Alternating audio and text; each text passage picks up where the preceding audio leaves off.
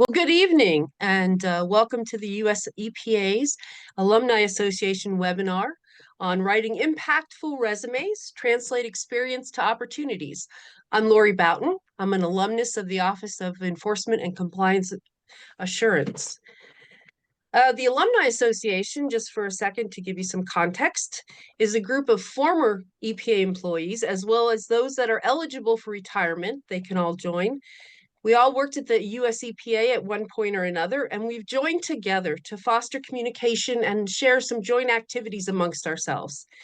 We're focusing right now on helping current EPA employees. There's a lot of challenges that you're facing during this time of transition and uncertainty, and we want to be a resource for you. The association itself has about just under 3,000 members and almost 74,000 years of service. Our motto is "We're not done yet."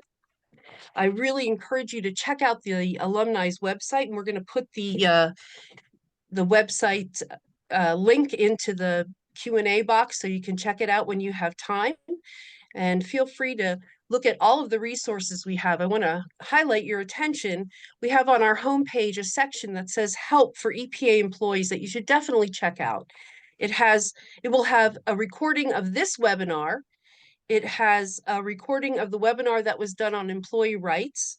There's also a link to a very important job center where you can find current job opportunities and listings for state and local government, NGOs, and the private sector. There's a whole host of other resources for current federal employees, and I encourage you to take the time to go to the alumni website and look at all of those.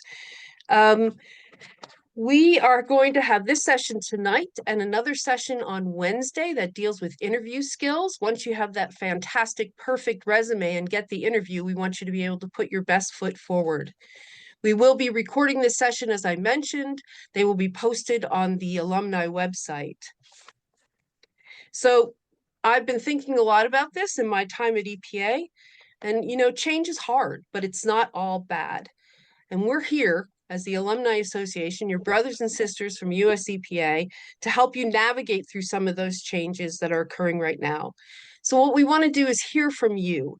If you have topics or other suggestions of things that we can put together and share with you from our collective experience and knowledge, send us an email. You can do that at epaalumni@aol.com, and we'll also put that into the Q&A so you can do that. We want to hear from you. We want to be one of your best supporters and be a resource. During the panelist presentations tonight, I would encourage you to put your questions into the Q&A. At the end of the session, we'll try to get to as many as we can. So tonight's session will provide practical advice on writing resumes for the private sector jobs with an emphasis on readability, accomplishments, and impact. The training session will also demonstrate how to leverage AIs like ChatGPT as a tool in developing accomplishment statements. I'm excited to introduce our panelists for this evening. First, we have Mary Beck Whitge-Sutton. She is the Sector Director of Consulting for Duke University's Business School. Mary has been in the career service profession for almost 30 years. She works with candidates on resume and cover letter creation, relationship building, and all aspects of the interview process. Prior to Duke, she was a career coach at UNC, NC State, Meredith, and Elon colleges. Our second panelist is Dave Solloway. He's the Associate Director of Working Professional Careers at the Poole College of Management at North Carolina State University. He is a human-centered educational leader with 3,000 plus teaching and 4,000 plus coaching hours to his name. Dave has experience coaching all aspects of the job search across sectors and levels. We are so fortunate to have these extremely qualified and talented panelists with us today. Thank you, Mary Beth and Dave, and I'll turn it over to you, Mary. Thank you so much, Lori. I really appreciate this, and I know I can say this on behalf of Dave, but we are delighted to be here tonight. We know this is a difficult time for all of you, and Dave and I hope that we can provide tips that can help you feel confident as you are creating your resume and just also give you encouragement that you can do this. You all are quite highly qualified individuals, and we know that while this might be a different skill for you, that you will definitely be able to pivot and master this. And we hope that this session can help you feel comfortable in doing that. Last month, I joined my colleague Nicolette Johnson, who shared some resume tips, and some of which I will repeat, but there's a lot more to it this time, as we're going to go through some of the front end of the deck on effective resume writing. All of this is about effective resume writing, but then Dave is going to pick up and really help you understand how to use your chat GPT and some of the elements like that to help you learn a little bit more about how to effectively craft a resume. So without further ado, I will go ahead and share my deck with you all.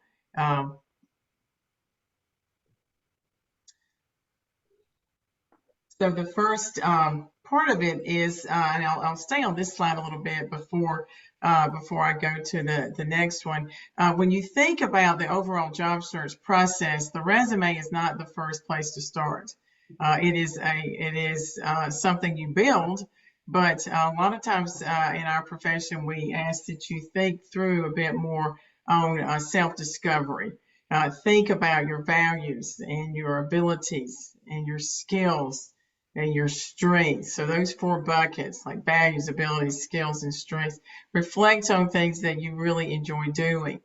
Take a moment then to research what these might be and how these actually might be aligned with certain sectors, whether it's federal or private, whether it's a nonprofit sector, whether it's the tech sector. So just understand kind of where the elements that you bring, values that you bring, how they might align with different industries or functions. And then do some networking. Networking is key. Dave and I are big on networking because we know that building relationships with people in a field that you find interesting not only helps you become quite educated about that field, but helps you share your value to the listener, and also, hopefully have an opportunity at some point to talk with them a little bit more about that and just see where that particular process goes. And then, of course, you'll have your resume, and then you'll have a good product and apply.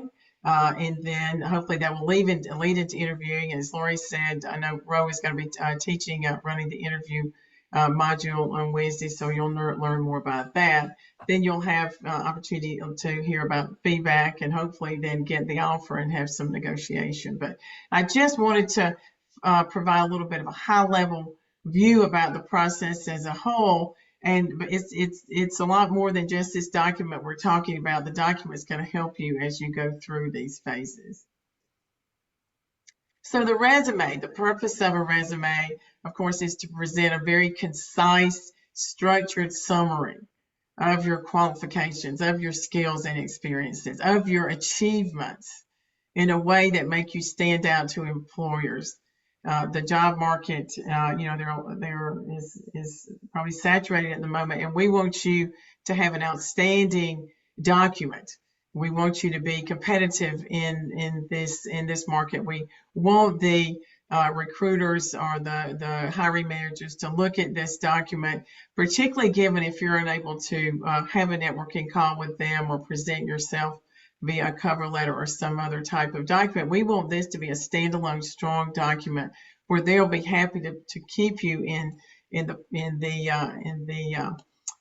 channel of we'd love to talk to this person. We don't want to give any of the hiring managers a reason to say no. So we want you to be helped and understand the importance of a concise document. When you think about, so many of you have a CV, and the CV is certainly such an important document as well. You've spent so much of your life as you've created, you've had many roles. There's a good bit of detail around the roles and the duties that you're asked to do. Kind of a summary of your entire professional life, which does include research interests and publications and conferences and fellowships and so many things that you've been a part of. And it's also, of course, used in academia as well as in scientific agencies and things of this nature. When you think about a resume, it's a very different document, but you can take so much of what you have in your CV and really have an opportunity to pull this down to 1 or 2 pages of relevant material that's result oriented, that really highlights your accomplishments. And you want to think around 3 to 5 bullet points maximum for each role. And these bullet points are going to be, very ones that are very impactful and obvious that you understand the importance of action and result in a very, hopefully, many times quantifiable fashion. And a lot of these, again, resumes are used in industry, nonprofits, startups, tech, just a lot of areas, just somewhat exterior to the federal government because of the way the application process is there. But it's a wonderful tool and a wonderful opportunity to learn how to do this comfortably. So I don't know if you all realize, but the average recruiter spends about 7.4 seconds reviewing a resume. That may seem hard to believe. 7.4 seconds to glance through or do a keyword search or do another sort of tool that they use to pull out the candidate that they feel is one they want to pass through. So again, we want this to be readable, impactful, and relevant. And we're going to talk about what that looks like. When you think about readability, you're looking at about a 2-page maximum. I always tell people, let there be some breathing space. You don't want a really dense document. About a 1-inch margin, 10 to 12 points font, sans serif. And the reason we said that is that, and you all are professional individuals, so some of these fonts are quite calligraphy. I feel like there's a bit of calligraphy and swirls and things of this nature. We're looking for something like Arial or Tahoma or something of that nature, and that's very professionally seen and easily read. You have reverse chronological order. So when they read your resume, they start with what you did in the past and go up to where you are presently. 3 to 5 bullet points per row, which I mentioned earlier. Tight bullet points, concise bullet points, starting with very strong action verbs. This is the action I took. These are the results of the action. So 3 to 5 strong bullet points. Error-free. We know this is an obvious statement. No typos. Your tense needs to be correct, present or past tense. And I also say with consistency, you want to have, are you going to put a period after every sentence or not? If you don't, make sure you stay consistent all the way down that document. And, usually numbers 10 and under are written out, not literally using the numerical number. But if you do use the number, make sure you do that consistently throughout your resume. So these are just some things to think about, these guidelines. The readability, they help the reader digest what you are sharing. So not only is it easy to read and digest, it's also impactful with what you've seen, what you've shared. This is an example of kind of a document of a, not so much a template, but just something for you to look at that we see a lot in resumes. You'll notice the name of the individual. There's not an address. We don't put addresses these days. You might put a phone number, certainly your email, and a LinkedIn. A lot of people put their LinkedIn, but you don't have a home address like we did some years ago. You'll also notice an opportunity, some people put a summary of qualifications, and those are several sentences long, but again, they're very impactful, and they are focused on what you want the reader. They're quite customized, so we want you to customize this resume based on a job description or role that you've seen. So the qualifications will be pulled together holistically like that. Then you'll notice the experience. You'll see the name of the company, where it's located. You'll see that this is by year, not by month. So 2016 to present. It's not a month, like it's not May 2016 to present. It's just the year. You'll notice too in italics the job that you actually served in. And then the 3 bullet points: led, secured, implemented. Those are action verbs. And then as you read through these tight bullet points, you'll notice that that the quantifiable piece comes into play when you see research efficiency by 40%, reducing project timeline by 25%. So it's very concise, very on point, and quantifiable. Now, education, many times education is at the bottom of the resume. Again, these are just elements that you'll find in the resume. The longer we're out, I would suggest putting education at the bottom. If there are those of you that are quite new in your career, I would put it at the top and start that way. But you also have the opportunity to put skills and competencies, and don't put a laundry list. This is not a laundry list. These are things that you find to be very important as it relates to the job for which you are applying or to which you are applying. And then we have the courses and certifications and things of that nature. But this is just something we wanted to share for you to see the different opportunities and headers you can put in your resume.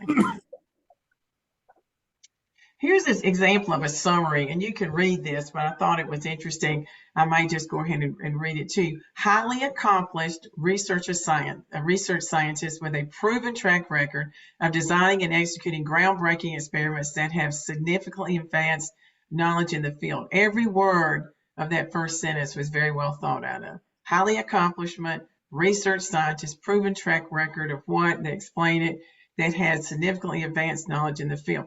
Demonstrated expertise in identifying novel genetic markers and developing innovative diagnostic tools. Again, very well thought of, very on point. That is what they want to sell themselves. This is what they want to present themselves as an accomplished research scientist, and this is what they have done. And then lastly, published in prestigious scientific journals and recognized for contributions to treatment outcomes and cancer screening methods. So that is a perfect example of what a summary of qualifications might look like. 3 sentences, very well thought of and very concise. So first, you want to focus and collect your key info. And again, before writing this document, list your greatest accomplishments. What are your greatest accomplishments? Have your CV on hand to review things. I would reflect back on your former role descriptions.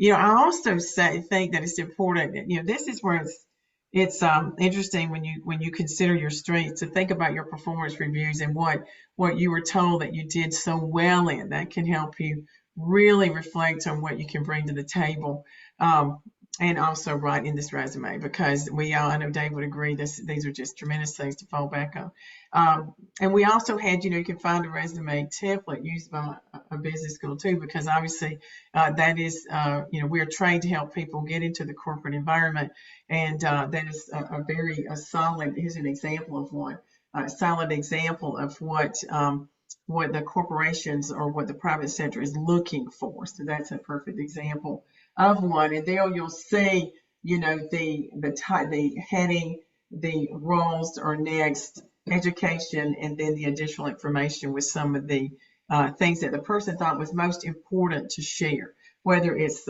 computer skills, certification, languages, or interests, or all of that. But again, that's a one-page resume, and it's helpful to reflect on that. Next, accomplishment bullets. So action result. So what you did, how you did it, one competency per bullet, and include numbers for the scope. So action, result, outcome, or impact of your actions, and use numbers and percentages, dollars, if you can. I'll show you an example of what that looks like. But you want to have and so use our strong action verbs. And this is what I did as a result of my action. This is the outcome of it, and have some quantifiable measures here. So let's look at what that might look like. You may think, gosh, I was responsible for designing cost reduction initiatives, leading team meetings, providing weekly updates to senior leaders, and implementing approved solutions. Well, that's a fine sentence, but a much better sentence, and one that really will make more impact to the reader, is led 6-member team through design and implementation of 4 cost reduction initiatives, reducing labor costs by 12%, overtime expenses by 24%, and material waste by 43%. Hope you can see the difference between the two. That last bullet point is the one that's going to really be powerful and impactful to the hiring manager. Those are the ones you want to lean into. Um, and I would recommend never start with responsible for. You want to always get that out and start with something like we're seeing here below. Now, these next slides, and I'm not going to read them, but they're quantification ideas for persons in operations and communications. So think about things that you've done if you've been in this particular discipline. Think about the dollar value of budget tracked or plan, the metrics for process improvement projects. On the communication side, the number of social media posts or listservs or Science Matters article. So these are things you can reflect upon when you're thinking, particularly if you're in these arenas, about how to take what you've done and put it quantitatively. And we keep pressing on that because that is important. There are times where it might be a bit harder to quantify everything, and there might be qualifiable aspects of this resume, but I will say that there are many times you can quantify them.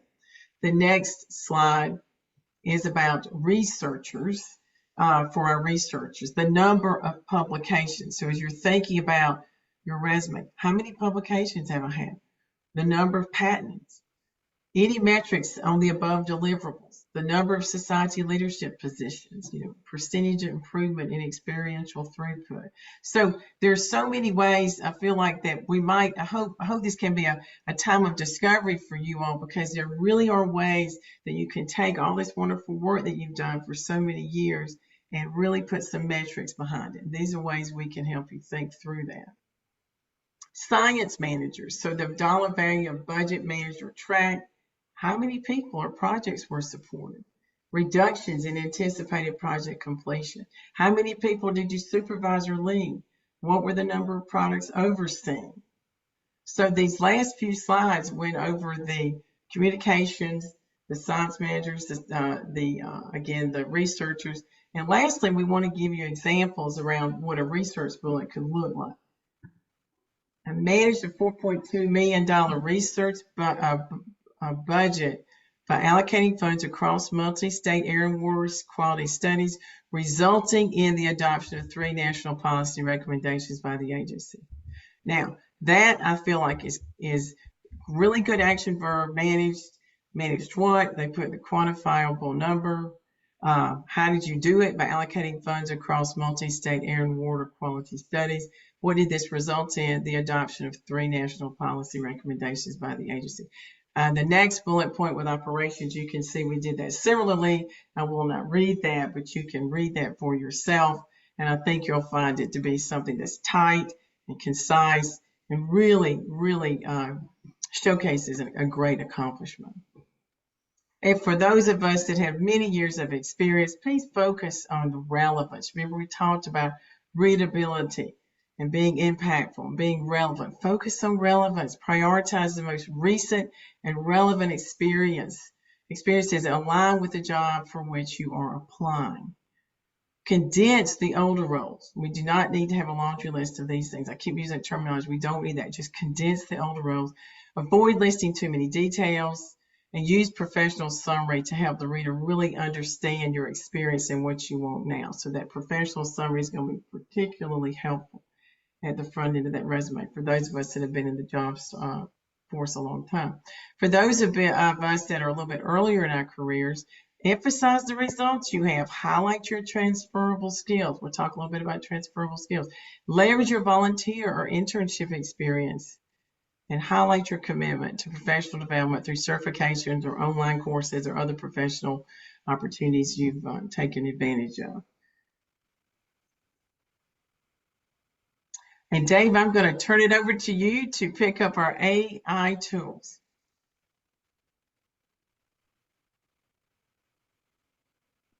All right, everyone. Thank you, Mary Beck, for turning it over to me. And we'll go ahead and jump right in here. So one thing I want to call out here is what Mary Beck just said. It's great foundational information to enter into using AI tools well and to enter into them in an informed way. What I find oftentimes when I talk with folks about the application of tools like ChatGPT, Gemini, or Claude, take your pick, there's many more out there. a lot of folks say, Dave, I tried to use it, but the results just weren't so great. It just kind of gave me junk back. But for anyone who's used these tools or, in general, who's familiar with tech, if you put junk in, you're going to get junk out. And so you just want to make sure that as you're entering into using these tools, you use that baseline of knowledge that you have to make the results it provides you all the better. Good news is I've taken on a lot of that work for you. So what I've done here is put together a list of prompts that I would use as a career coach and someone who's done this before, and also as someone who made a move from working in education to working in corporate, and had to translate my own experience in that process. And so I'm hoping that tonight you'll be able to learn how, maybe for the first time, maybe in a new way, you can use a tool like ChatGPT to quickly build exceptional resumes. And hopefully it reduces your cognitive load because there's a lot going on right now in the world and in individuals' lives. So I want to make things easier for you, but also hopefully it gives you time to spend on some efforts that provide a greater return. And so we'll jump into that first here. So when it comes to this entire resume process, there's a connected and common strategic error, and that's that I find people spend far too much time revising resumes. I won't get into all the different studies out there on the types of returns you can get on product iterations as you go and the inputs you receive, but it does reach a point of diminishing returns when you're constantly doing resume edits. And on top of that, a lot of folks are tending to do that because it's something that they feel they can control versus doing the tough things of meeting new people or reconnecting with old colleagues, or perhaps getting sharp for interviews before you even have one so that you're ready to go and you're competitive when you step into that room. Or something that's really important to me, taking care of your mental health. And so all these different things are incredibly important in the job search process. But yet, for many people, this is what the breakdown of time looks like. They're spending a lot of time on resume refinement with questionable refining, a lot of time on applications. I've heard of people doing 400 applications and not hearing anything back. And sure, the plenty of issues with the job search market, plenty of issues out there with the whole hiring processes. But one thing I always check is how much self-assessment have you done to determine if this is the next step for you to see if you're really interested. What roles are you pursuing? Are you trying to boil the ocean, or do you have a set that's easy to target? What work have you done to refine your outreach communications, to build those relationships or rekindle relationships and expand that network while also preparing for interviews? And so, what we're going to go through tonight is really to help you all, understand, of course, at this point, resumes are a piece of the broader puzzle, and they should just list your qualifications for the role and hopefully give you a chance to boost your skill awareness as well as your confidence. That's one side benefit a lot of people don't know is that when you work on your resume, and especially when you work on translating it to a new position, it can boost your confidence in seeing everything that you've done that's impressive. Uh, On the other hand, though, it's really important to note that resumes alone rarely secure interview opportunities, especially for someone who's looking to make a transition to a new employer, maybe a new sector, maybe a new function, maybe all three. It's so crucial to have someone on the inside of these organizations, we would call those referrals, who are willing to say, this person might not have the exact experience we're looking for, but they have all the transferable skills. I think we should give them a shot. That's what we want to have at the end of the day. But we spend all our time on resumes, it's going to be hard to spend time building those relationships. So tonight we're going to use ChatGPT. I'm going to showcase some prompts you can use to quickly build your resumes so you can spend time on other things. So we're going to go ahead and jump into that. First, we want to begin with our target roles in mind. So as Mary Beck was mentioning, 2 to 3 career hypotheses. I like to call them hypotheses because really that's what they are. Our target roles we want change over time based on the inputs we receive in life. And so it's okay just to say, right now I have 2 or 3 hypotheses I'm going to test. I'm going to test them by looking at the skills required. I'm going to test them by having conversations with some folks doing those things, or I'm going to test them by perhaps going out and trying for these roles and seeing if I can secure an opportunity in this space. But I like to phrase those hypotheses as a blank function in a blank sector and getting a little bit specific with that. So product manager in bioinformatics, or I'm looking to transition to risk analyst in insurance, or I'm interested in making a move to be a supply chain manager in a pharma startup. Uh, this really saves you time by reducing scope. Once again, don't want to boil the ocean, but it also helps you to save time by increasing the keywords needed to make sure you're passing through that application process, specifically the applicant tracking system. And so you could start off by creating a resume without any target roles in mind. And then you would have to go back and revise it all the more once you know the roles you want to target. But if you take that time first to determine your target, you save time on the resume development. It's a little bit less stressful for you. And then you can use the following prompts in the free version of ChatGPT.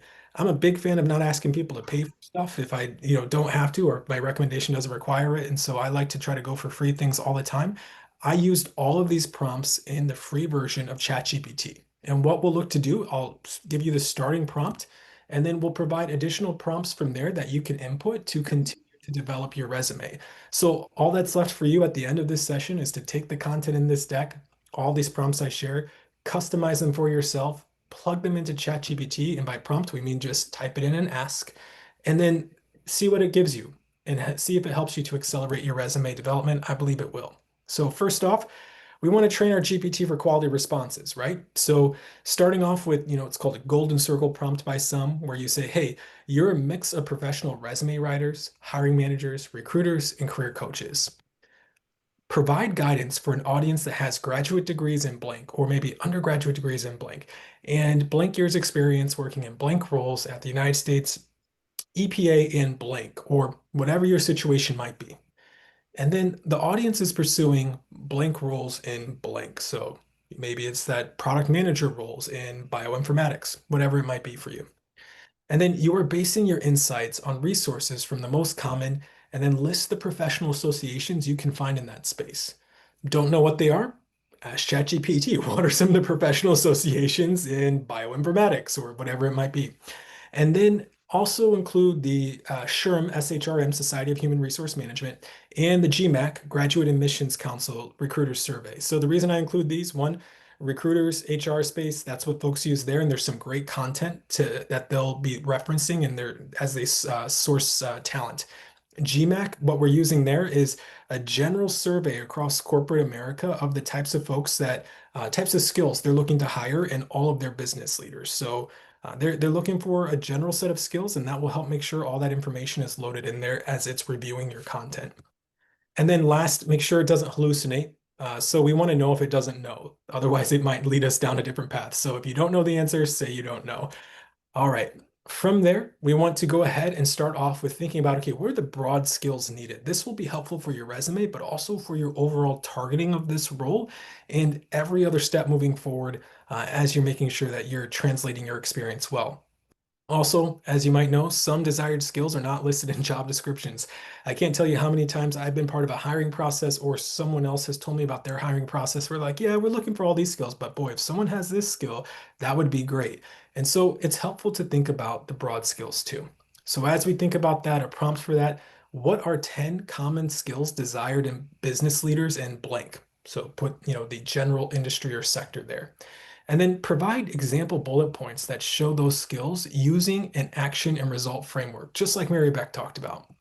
So here's an example of the output. So we don't need to read through all the outputs that I showcased tonight. I just wanted to show you what I received. So when you go through this later and you read through the deck, you can see what I got and compare it to what you got as part of your output and see what would I do to make it better for myself. So as we look at this here, what came out of it was regulatory compliance expertise.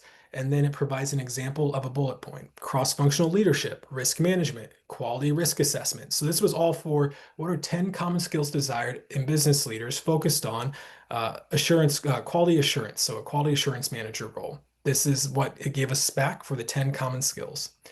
And then from there, we might want to get a little bit more specific, right? We might want to think about, okay, what are some of the transferable skills here beyond just those broad skills?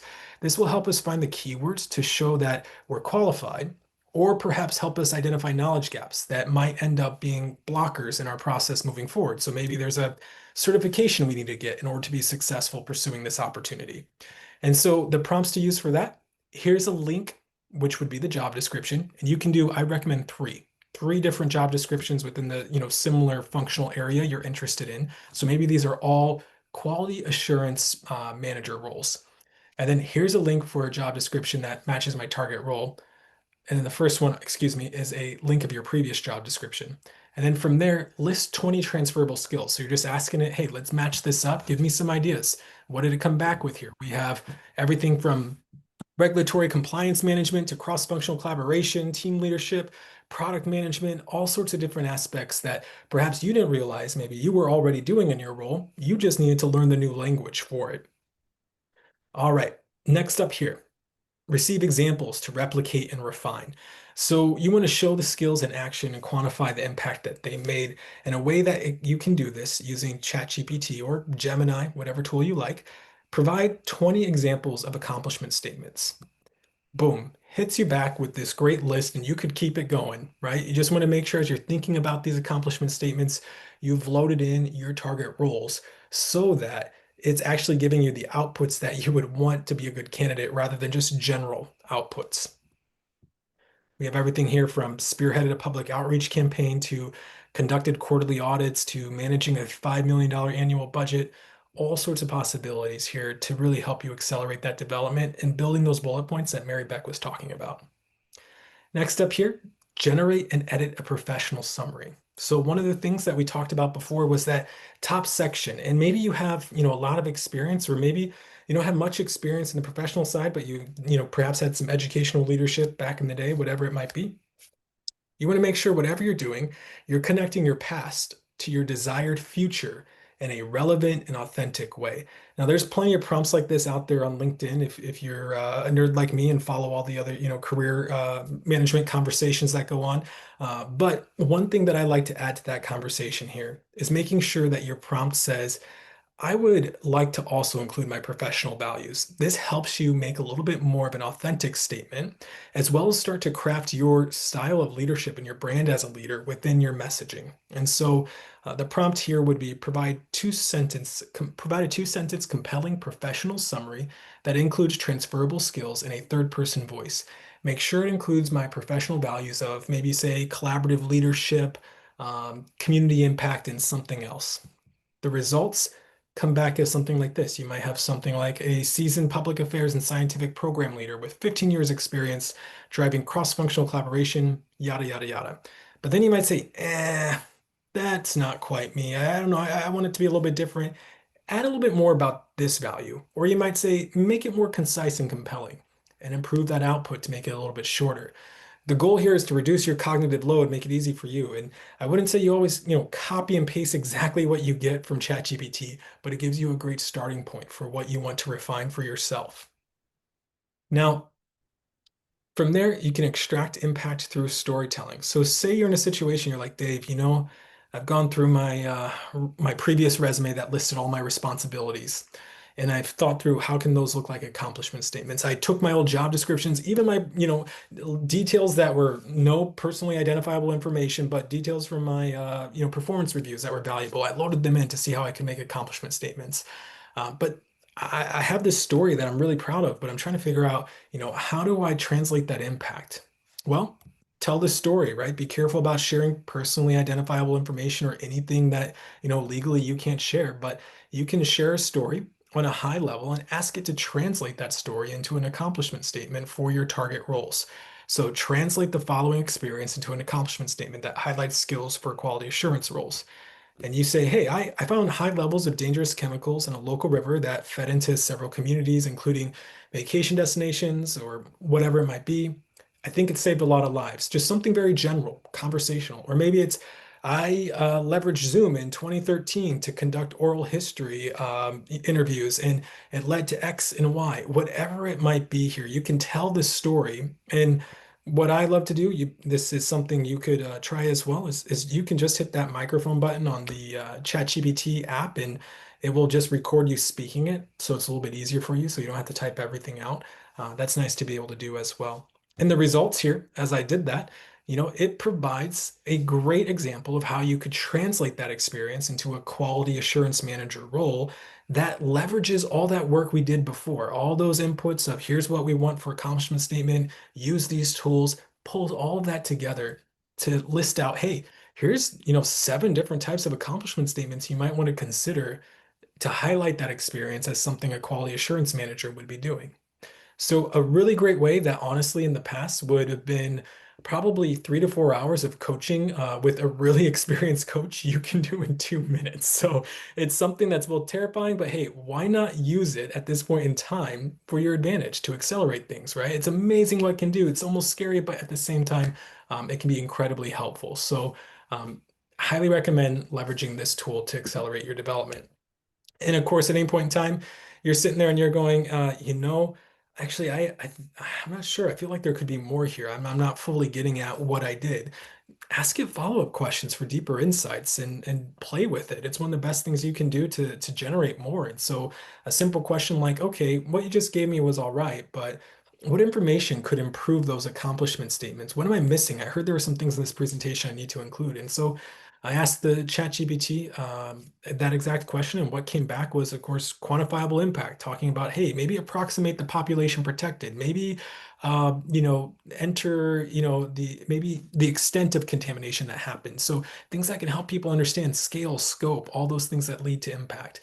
Or maybe highlight the tools and methodologies used that are relevant to quality assurance management. All sorts of different ways that you can get some better outputs by just refining what you share. But you could also ask, hey, how could I get better outputs from this tool? All right. Now, last set of prompts here. This is one of my favorites. It's really fun to do. Get feedback on your draft. So you go through this process and you're like, Dave, I just took an hour. I whipped up 20 accomplishment statements, 30 years experience, boom, got it loaded. Even got a professional summary that I feel like actually I would be proud to say about myself. It's both authentic and also compelling for my target roles. But I'm curious, is this going to fly? Did I transfer my experience and skills well? Test it out really quick. Use this prompt to pretend as though the system is an applicant tracking system. So you could say, pretend you're a combination of commonly used ATS systems, or you could just say ATS. And then here's a few of the most popular ones listed. And then I will provide you a job description and a resume, and I want to know how the system would score that resume. Or you could say my resume, whatever you want to say. And so you upload the resume, you upload the job description, and you get the outputs. I've done this several times. It generates different things, and it's up to you if you feel comfortable loading your information in there. My move is if I'm including it on LinkedIn, I'm okay with loading it into ChatGPT.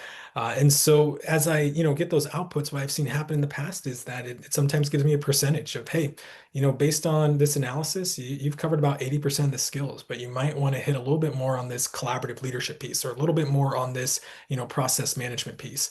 And that's really helpful for you and could be the thing that maybe gets you a little bit further along in being both confident in describing your experience in your resume, but also when you're engaging those folks in your network to describe your transferable skills as they ask you about what you want to do next.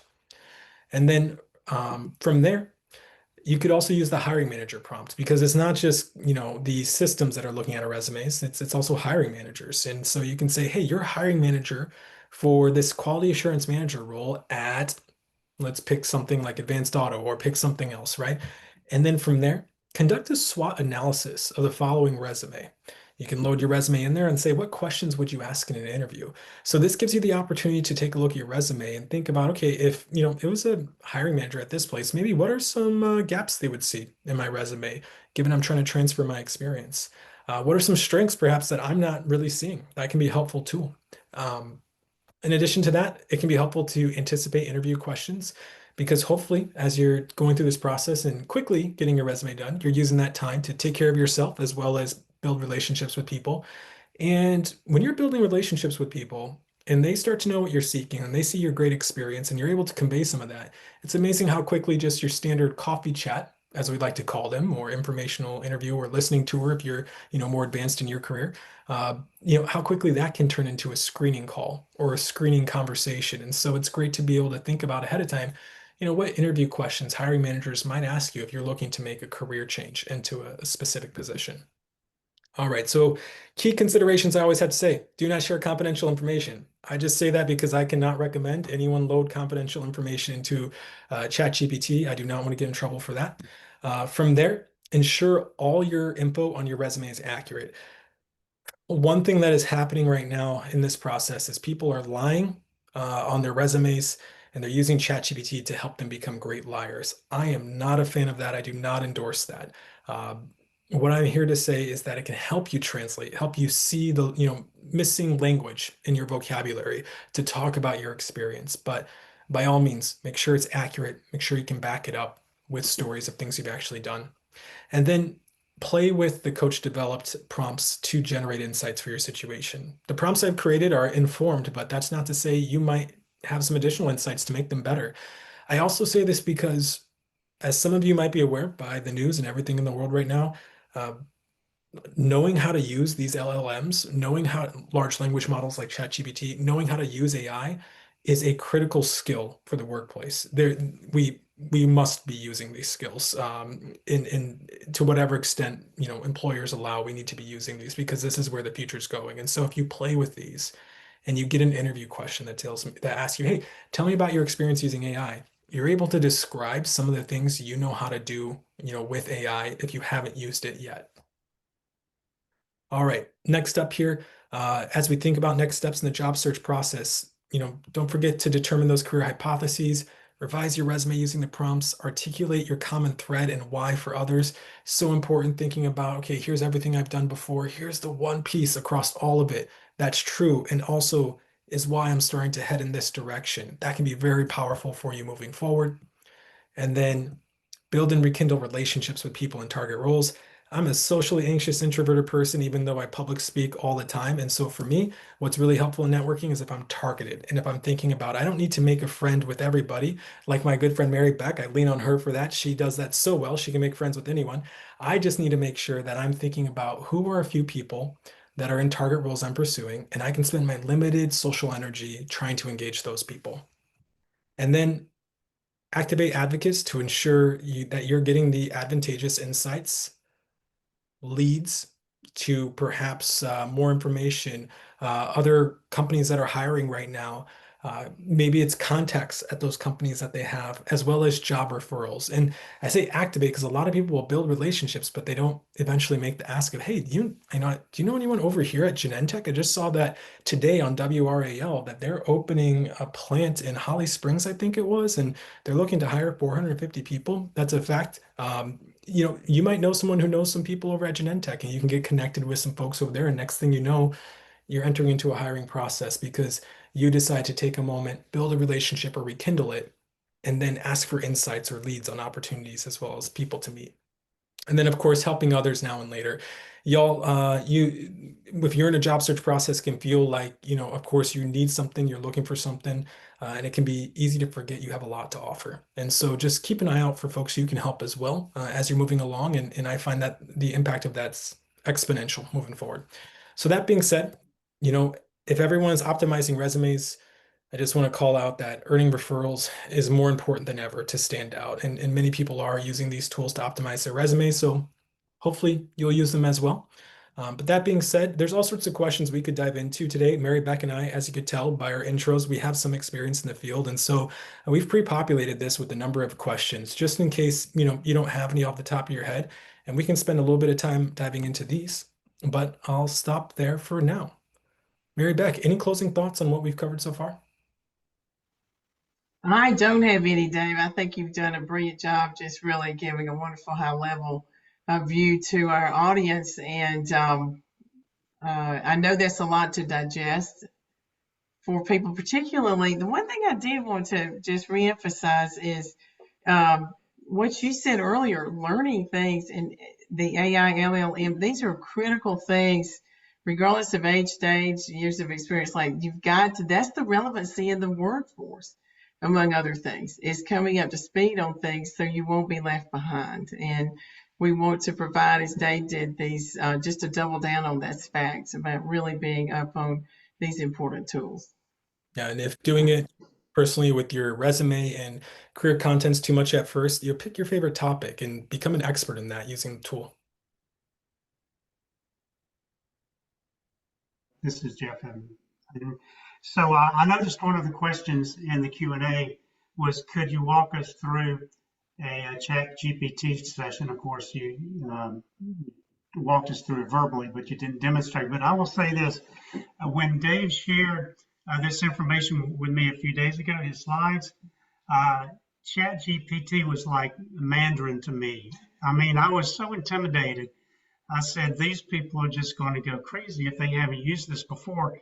But I logged in, created my own free account, and within probably 10 minutes of just following some of Dave's prompts, it was just mind blowing how easy and intuitive it can be. So uh, don't let this intimidate you. It's a lot easier, perhaps, than it sounds. So just give it a shot. Is my advice to people out there from my own experience.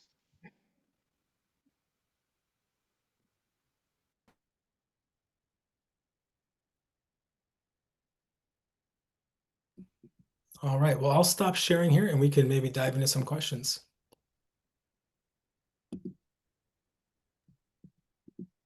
Yeah, this is Lori. One of the questions that was asked is if it's been more than 20 years since you graduated, do you still put in the dates? I would not put in the dates myself. Okay. Let's see what else we have. In general, my recommendation is don't bother with dates, whether you're experienced or perhaps, if you're a very recent grad, put in those dates, but pretty quickly after you graduate, I would say, putting in dates tends to lead to more questions and risk of ageism than, anything else, whether, you're experienced or less experienced. So thanks So, for that. I'm go sorry to ahead. interrupt, Laura, but I know I was very specific in pointing out about, like, particularly the example I had was 2016 to present, which is when they worked there. I cannot agree with Dave more, particularly on the education standpoint too. I mean, that's an easy guess, and we don't want to add any other barriers to entry in the market. So I agree very much. And that's to say on the resume, when you do the application, it's likely a requirement to Yeah, put definitely there. good point. Okay, another question is, how do you structure a resume if you've been in the same position at an agency for 34 years? Mary Beck or Jeff, would you like to start with that one? I'm happy to follow up. Jeff, go ahead. What are your thoughts? Well, I mean, Dave and Mary Beck are the experts, so don't believe me, but believe what they're saying. But probably your last 10 to 15 years are what you want to focus on. By the time you get beyond 15 years, it's mostly irrelevant. So there's probably some coaching advice to just kind of de-emphasize those and really focus on the last 15 years. And of course, if you've been in the same role for that long, Dave and Mary Beck, how do you, thinking about myself in the situation, I might be saying, I'm not demonstrating advancement in my career. I've been in the same role for so long. And so how do I overcome that potential impediment? Mm. Well, I know at one point too, and Dave jump in, is we talked about collapsing things in your, we don't need to know absolutely everything. Customize the resume for the role for which you are applying. That's really the bottom line answer. They don't need everything you've done for the last, they don't want to see it. That would put you in the no pile in a heartbeat. So I'm being fairly blunt about this. So I would really use a lot of customization when you read the job description. You've already done presumably you've already done the self-discovery, the thought about the values and abilities and strengths. Map that to what the role is requesting and really customize that part of what you bring to the table in that 1 to 2 page resume. That is my thought about that. Dave, do you have any other thoughts? 100% with a bias towards recency, as Jeff mentioned, and yeah. ruthless editing, because it's Yes. to have a desire to show everything you can do. Mm-hmm. But at the end of the day, leverage that empathy and think about that other person. And that hiring manager is thinking, does this person have these specific things I'm looking for this role? I don't care if they took, floral arranging for 4 years in 4-H or something like that. I just skill. That might have been something my mother forced me to do as a kid, but the nonetheless though, just really focusing in on the specific skills for the role rather than these other things that we think are bonuses. Yeah. And Lori, I want to say too, and Dave, thank you, and we want to be very sympathetic that this is something you're not accustomed to doing. You're likely to taking this wonderful work experience you have built up and you have added to over the years, but put everything in it, including the kitchen sink. And so it's tremendously important to develop and master a way to cull it down as it specifically, maps to the resume. And what Dave taught you and told you in using these tools can help you alleviate a lot of the verbiage and can help relieve some of the stress when you're trying to figure out what do I put in or not. And please utilize these tools. Play with it like Jeff did, and feel more, and you'll be comfortable the more you are a little bit more accustomed to how it can map to, again, what you're trying to achieve.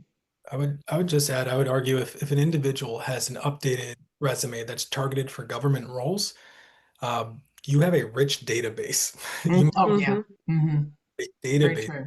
everything you've done, and That's exactly right. it's harder to do the reverse to go from working in corporate and creating that government resume because you have to really think through and expand versus edit down. So you have a And great. always keep, and Dave, I'm sorry, now we're going to riff off of each other because we love this thing, is that always keep that government resume. That is so critical. That's everything.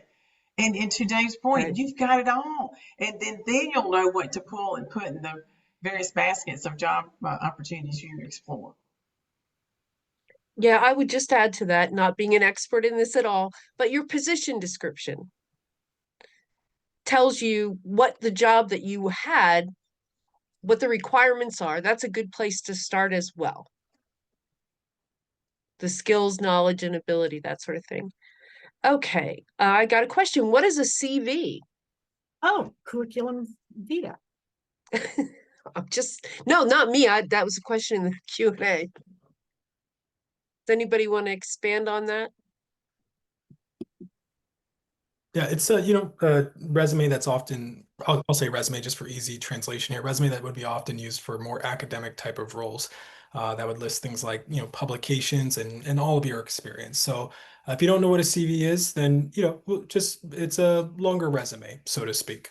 Mary Beck, is there anything you would add to that? No, it's a little bit like what I feel like you all develop, and to some extent because it provides the lengthy list of publications. I'm thinking about our PhD scientists that provide, or even our academicians which could be one of the same. It provides, you can put your certifications, your publications, your everything in it. I mean, again, it's something that's a depository for everything to some extent, I feel, Dave. And that's why I use this as an example between the curriculum vitae versus the resume, which is like, they're like, take this wonderful resource of everything and then pull the things that are most relevant into this 1 to 2 page document. Okay, we've got a couple more questions. One is, can we get a copy of these slides? And yes, the slides as well as a recording of this webinar will be up on the US EPA alumni website. And you can go to the homepage and it should be front and center. It's something that can help you. I would remind you again that we have another session on Wednesday on interview skills that complements the good information you got here tonight. Please feel free to sign up and join us. You can go to our website to register, and we'd love to have you. Okay, a couple more things. Make sure you have a specific example or story of the details that demonstrates the skills. Does that translate to private? I'm assuming that means private sector jobs.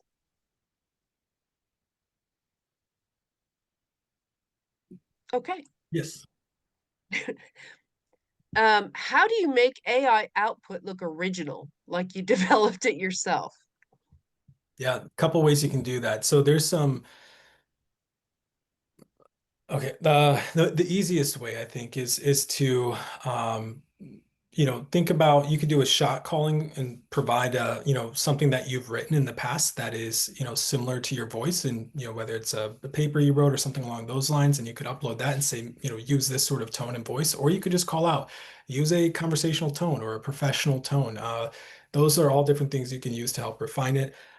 The other thing, if you want to dive deep and really play with it a lot, is that it can replicate my GPT. I pay for the customized version where you can do a live conversation with it. I talk to it all the time. It can imitate me. So it can imitate my writing, and I allow it to do that. So it depends how far down that path you want to go. Yeah. Choose your Okay. own or examples, or full on have conversations with it and then say, hey, replicate how I speak to you. All right. Back to dates. If there are papers and publications and achievements that have years associated, do you include those? I think most of the time I would. Mary Beck, what would you say? I would definitely do that because you may have people. There are times that you're very curious. I've had people who have actually their doctorate degree that may be pursuing an MD MBA or a PhD MBA, and they wrote a thesis and they have a link to, because the recruiters are very interested to see and understand what the thesis is about. So that, yes, they do need the dates to that. So I would agree with that, Dave. Okay.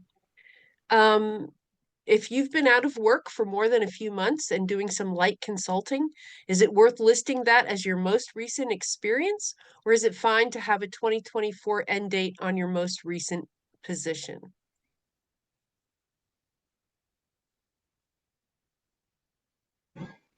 Dave, I think it's important that they know that what you've been doing. Dave, I'd love to hear your thought about it, but I think that if you're the fact that you're doing additional consulting work, given you have completed your time in a particular place in 2024, this is May, and they need to know that you've done something at least for the last front end of this calendar year. So I think that does indicate initiative and self-starting, that you've gotten out there and that you're doing something. And frankly, that could also indicate skill building too. So I do think it's important to put in there in the right way, of course, as we've talked about. Yeah, I agree. And also just shout out to whoever wrote that for being strategic. I 'Cause that agree.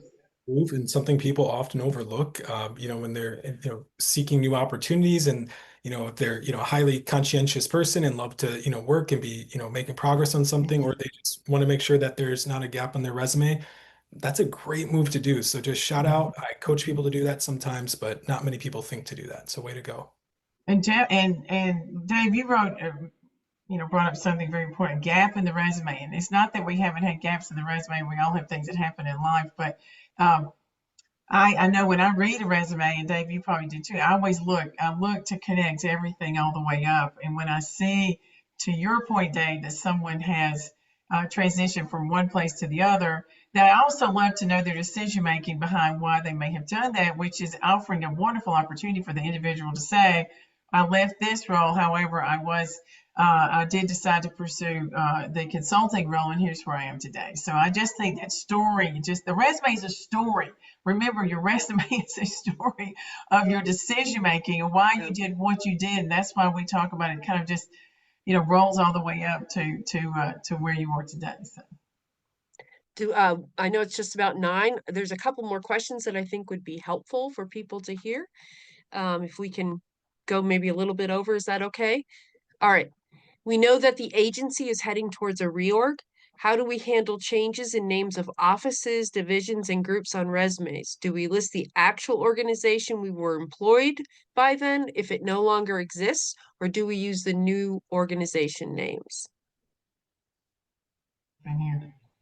Well, I don't have the answer to that, so I'm interested to hear what Dave and Mary Beck have to say, because I'm starting to work on updating my resume, and I'm dealing with the same thing where my role really hasn't changed, but the organization's name has changed 3 times due to reorgs.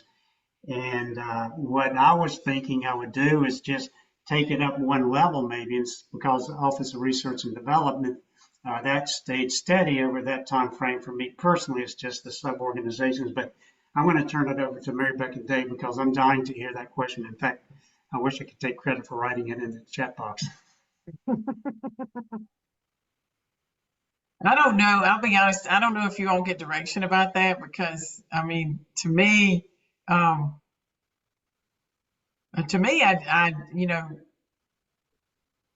would, Jeff, you're lucky enough to be able to put that you were in a particular division, right? Sophia or something.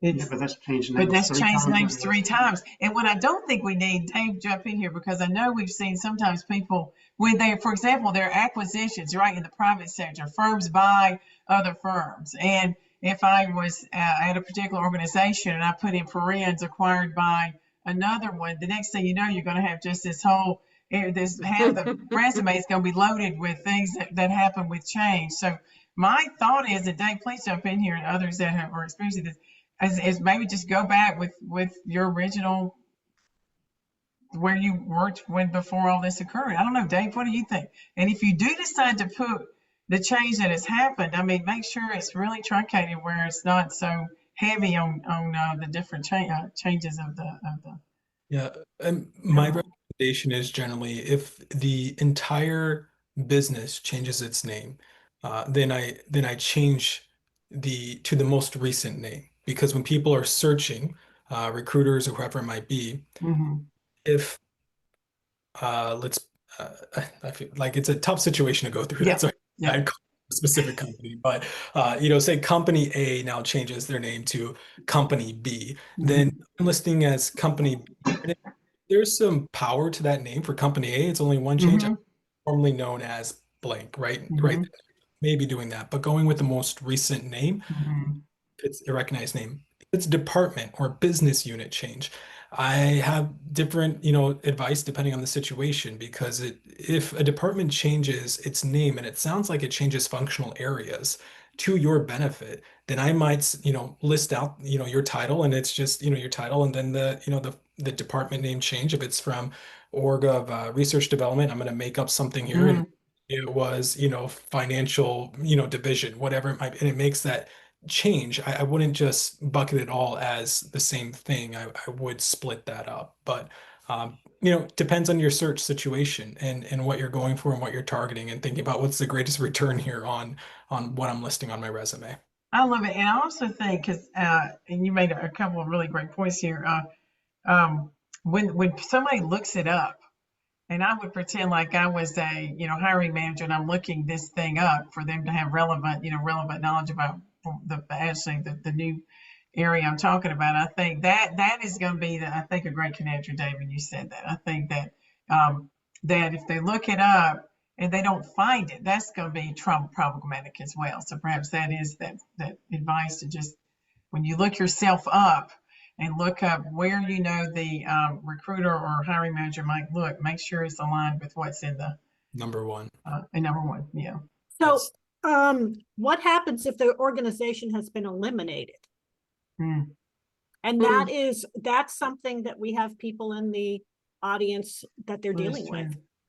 Yeah. So you have an office within a larger office, and that office, the office of blank to blank, will no longer be in existence. Yeah. Now, could you, Dave, put, of course, Environmental Protection Agency, and we've seen this too, David. This is where you don't want to have to, but formally, no, whatever the division was, formally, blah blah blah.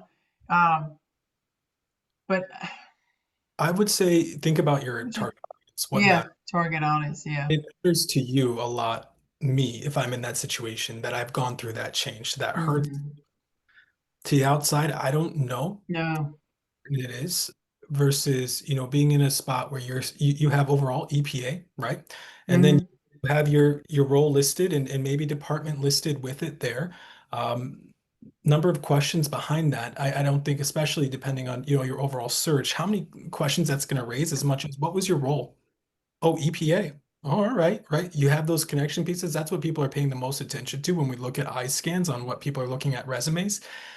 When we go a little bit further than that, it's important to us, and maybe for internal moves, it's important.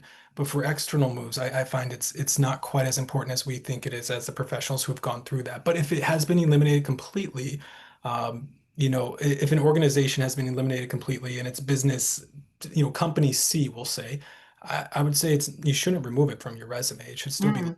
and if you have questions about it, you can Mhm. with people. Yeah.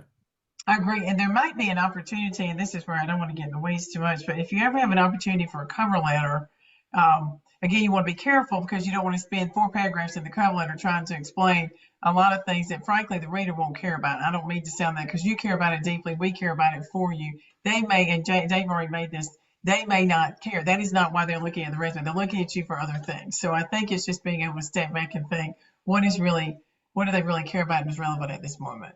Right. And it Yeah. may be because that office was eliminated. And if you're applying for jobs in the NGO community, that you were working with, having worked in that particular office may be very important. Yeah. That's a great point, Beth. Great point, Beth. All right. I think this could be our last one. It's a stumper. Are you ready? Yeah. How do you communicate how extensive activities were when the numbers aren't very high? So the example that's given is someone helped create 5 emergency planning exercises, and they took multiple months to do, but it's only 5. My But first reaction when I hear something, oh, sorry, Beth, you were about to jump in? I was going to say, it's really what the emergency planning exercises are and the scope of them that's important. It's not the number. It's the fact that these are incredibly important things that need to be done that this person has done. I thought that was going to stump you. Okay. And last but certainly not least, are volunteer activities like unpaid board memberships appropriate for the resume? Ooh. This is one of Mary Beck and I's favorite topics to talk about right here in the Okay. This is the value of advocacy work as you're trying to make career transitions. So I would say if the advocacy work is relevant, then you could create a separate leadership section on your resume and highlight that work. So definitely would recommend that for someone who's looking to make a transition into the space where they maybe have done some advocacy work. Outside of that, I would recommend, listing it in additional information. There's a lot of folks might say, but Dave, you mentioned earlier, don't put your floral arranging experience down there. But if it's relevant and I'm into 100 flowers, I might. But if it's that additional information section, I still include some facts about me that are interesting because a lot of folks like to use that to have some small talk at the start of an interview. It allows for multiplex ties, which facilitate in-group bonding, which leads to a better likelihood that they'll be willing to engage with us and hire us because they see us as a cultural fit because we share some sort of commonality based on that small talk discussion. And so I would say keep a few things like that in your additional information at the bottom of your resume, but definitely leverage your advocacy work. But Mary Beck, what would you say? Dave, we're like one person because you and I agree. We're so much like each other, and you've already said that. That's another thing, and is that they also see where you place value with your time, which I feel like you alluded to this advocacy work, and there might be, and again there might be other people who are interested or wanting to. It's interesting. You never know when they know about you more personally. The connections that can help with the building of the relationships and things of that nature that Dave just said. But again, I keep going back. They see that's a value where we place our time, external to work. And I think that could really resonate with some people. So I'm 100% with what Dave shared with that. Mhm. I would also add if someone's in a search process and they're looking for opportunities and they're trying to keep motivation up and they're because it's a difficult situation, which most jobs doing that because it is. One thing that can be helpful sometimes is helping other people and doing advocacy work as you're doing it. So something else that can be overlooked, something you could include on your resume and additional information, but also, maybe help you a little bit as well. That's excellent. It sure does help. Absolutely. Yeah. So for the purpose of the resume, to what Dave said, and just that energy and enthusiasm and reward we might get when we're helping others that while we're going through something ourselves. I think that is something to really think about. Thank you, Dave. I think that's great. Any last comments, Dave, Mary Beck, that you want to share with the group before we let everybody get back to their evenings? I'm going to share one thing, and Dave, please, y'all can do this. We're very excited about being here. You're your cheerleaders. We're here to let you know that you all are so brilliant and wonderful and employable and intelligent, and just we need you back. We need you to feel that you can master things that might make you feel a little bit uncomfortable, and being uncomfortable is okay. We learn from that, and just know that as you're wading through something like an AI situation and you're not quite clear about it, you're going to feel so good when you're feeling more relevant with what's going on in the current workforce. And David, I know that you can do this, and we're very excited about about being a part of this process to help you get there. Dave, what do you have to? Yeah, I would just say what I say to a lot of folks going through the job search process, and that's just because someone might be struggling to articulate the value they add, or someone else might be struggling to understand the value they add, doesn't mean you don't have a whole lot of value to add. Yes. And so just keeping that in mind, that it's a game of articulation and others' willingness to listen. That's really what it is. And so you'll get there. You can do it. Translation, you've done harder things than that if you made it to this point in life. And so it's just a matter of one step at a time, one day at a time. But yeah, take care of yourselves. I've been there before in the search myself. It's Mhm. care of your overall well-being in addition to looking for those new opportunities. But you've got value to add. It's just time for others to get a chance to see it. And give yourself Absolutely. grace. Give yourself grace, and I agree with you, Dave. And take care of that mental health as you go through it all. But I think Dave, you summed it up beautifully. Mhm. Okay. Beth, do you have anything you want to add? You're on mute. We are going to be asking Mary Beck and Dave if they have any materials that they want us to post on the website, so that can reinforce some of these things, as well as the slide deck. So we want people to check back there. And thanks everybody for coming. Yes. Just a reminder, 2 days from now, Wednesday night, we're going to take to the second part of this, which is interview skills. Hope you can join us. Please, please, please check out the US EPA Alumni Association website. And there's a lot of good resources there. The slides from here, other resources from Mary Beck and Dave will be there, as well as a recording of this webinar. Share it with your friends. And just remember, we want to hear from you, your alumni, want to hear if there's other things we can be doing during this time of change and uncertainty to help you. I don't know that we can do everything, but we can sure be there for you. So I want to thank Dave, Mary Beck, and Jeff. Thank you for joining us tonight. It was a fantastic webinar. I also wanted you to know that a lot of the Q&A, there was a lot of thanks to you for the information that you shared and the way you shared it. So thank you very much. And You're everybody have a welcome. great night. Thank you. You too.